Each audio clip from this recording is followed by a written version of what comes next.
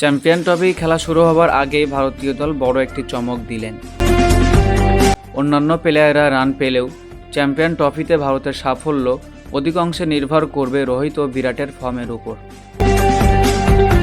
অতীতে চ্যাম্পিয়ন ট্রফিতে কেমন পারফরম্যান্স রোকো জুটির, চলো সেটি এক নজরে দেখে নেওয়া যাক।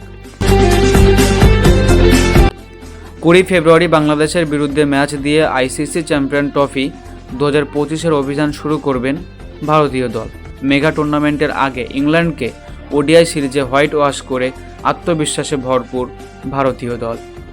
ইংল্যান্ডের বিরুদ্ধে ওডিআই সিরিজের আগে ভারতীয় দলের সবথেকে দুই অভিজ্ঞ মহাতারকা বিরাট ও রোহিত শর্মার ফর্মে ছিল বড় চিন্তা, কিন্তু রোহিত শর্মা একটি শতরান ও বিরাট শেষ ম্যাচে অর্ধশত রান করে ফর্মের ফেরার ইঙ্গিত দিয়েছেন।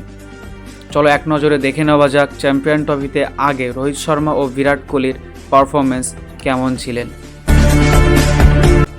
চ্যাম্পিয়ন ট্রফিতে বিরাট কোহলি 13টি ম্যাচের 12টি ইনিংসে 88.6 গড়ে মোট 529 রান করেছেন। তার স্ট্রাইক রেট 92.32। 6টি ইনিংসে তিনি নট আউট ছিলেন। এই প্রতিযোগিতায় কোহলি সর্বোচ্চ স্কোর 96। অপরদিকে ভারতীয় দলের বর্তমান অধিনায়ক রোহিত শর্মার ব্যাটও কিন্তু কথা বলেছে এই ফরম্যাটে। চ্যাম্পিয়ন ট্রফিতে 10টি ম্যাচ খেলে হেটম্যান 53.44 গড় ও 82.50 স্ট্রাইক রেটে মোট তিনি 481 রান করেছেন। সর্বোচ্চ স্কোর ছিল 123।